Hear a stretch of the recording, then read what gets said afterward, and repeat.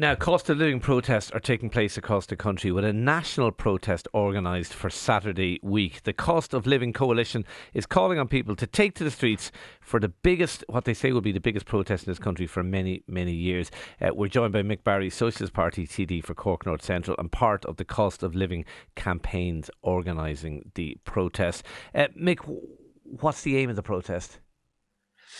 The aim of the protest, well, there's two protests. There's one taking place in Cork this Saturday, and then there's a big national demonstration taking place in Dublin the following Saturday. The protests are taking place in the run-up to the budget. So clearly the aims of the protest is to put the government under pressure on these issues. The energy companies have had their say. The landlords have had their say. This is a chance for people to begin to have their say. And what we're saying that there needs to be price controls. There needs to be price controls on electricity, gas and food. These increases need to be frozen. We want to see a cut in the price of rent and then a freeze in the price of rent. And we want to see real pay increases for working people, not the kind of cuts that the government in effect are trying to put in place for people on the minimum wage and working in the public sector. Okay, is this a protest against inflation? Because if it is, is it not a little bit like protesting against the weather? I mean, it is a global phenomenon. Energy prices going up, the cost of raw materials going up. It's a global problem. What are you actually protesting against? What we're protesting against is the lack of action by the government to defend the living standards of ordinary people. Government yesterday gave their rubber stamp to an increase in the minimum wage. It's less than 8%. That is a de facto cut in the wages of the lowest paid workers in this country. So we're confronted with an inflation crisis. We're also confronted with massive profiteering by the likes of the energy companies. For example, Electricity are one of the companies massively hiking their gas and electricity bills. Their parent company, SSE, made more than £1 billion profit last year. I could give you similar figures for Tesco, for the ESB, which is a state-owned company. So we need real action against the profiteering, and we need real action to help to defend the living standards of ordinary people and their families. You called for price controls, the capping of electricity prices, the capping of gas prices. How much would that cost? Have you costed how much that would be? Yeah, it would cost serious sums of money. But let's look. Can you be a little bit more specific than serious sums of money? Okay, well, let's look at one sum of money. The ESB last year made profits of €679 million, right? Yeah. The ESB is a state-owned company. Government have 95% of the shares in that company and can intervene and affect the price levels that it sets. Mick, we know what ESB, that figure is available in its annual report. What I'm asking you is, you've called for these measures. How much do they cost, even approximately?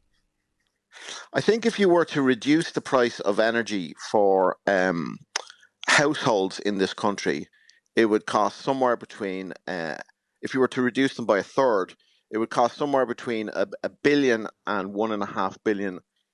So there are very significant sums of money that we're talking about here, but there are huge profits. I think it would cost a lot more than that, wouldn't it? If you were to cap electricity prices, I mean, Sinn Féin, I think capping electricity prices, I think from memory, have put a cost to that of something like 1.8 million or maybe 2 billion. I think from memory, that's just electricity prices, not gas prices. So it would cost a multiple of that.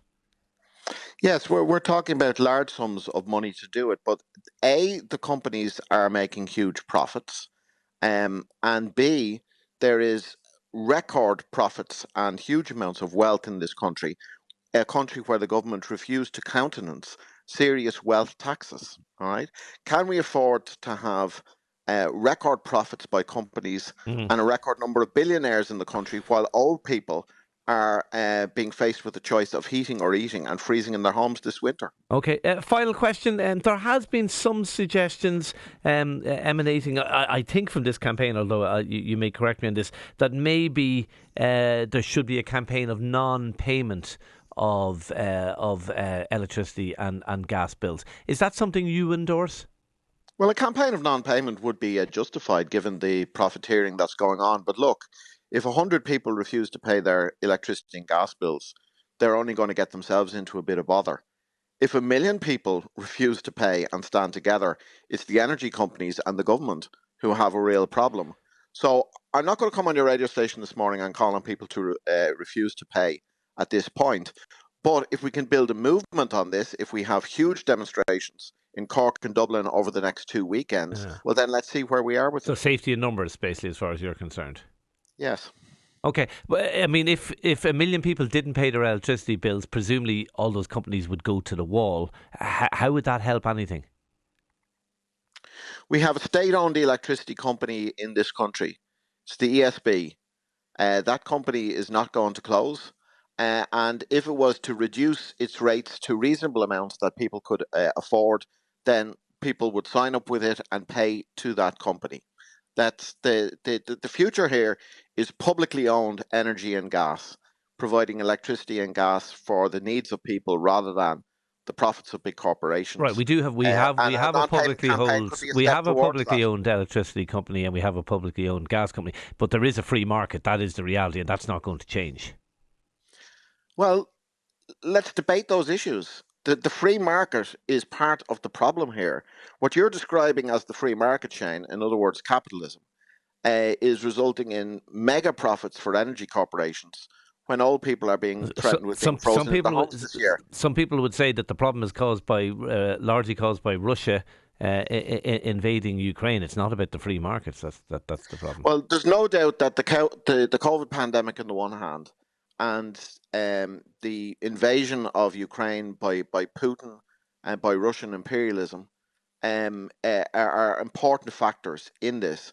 But there's no doubting either that profiteering is a huge part of the debate. For example, in the United States, the Economic Policy Institute has done an analysis of inflation there over the last 2 years and finds that 55% of it is a result of what they call excess profits. That has to be part of the debate Yeah. here. The Okay. free market has caused the problem, Much more closed and, economy in and, the and, US than and here, that but has to be discussed. okay. Mick Barry, Socialist Party TD, Cork North Central, part of the cost of living campaigns, organising a protest. Thank you for talking to Newstalk Breakfast.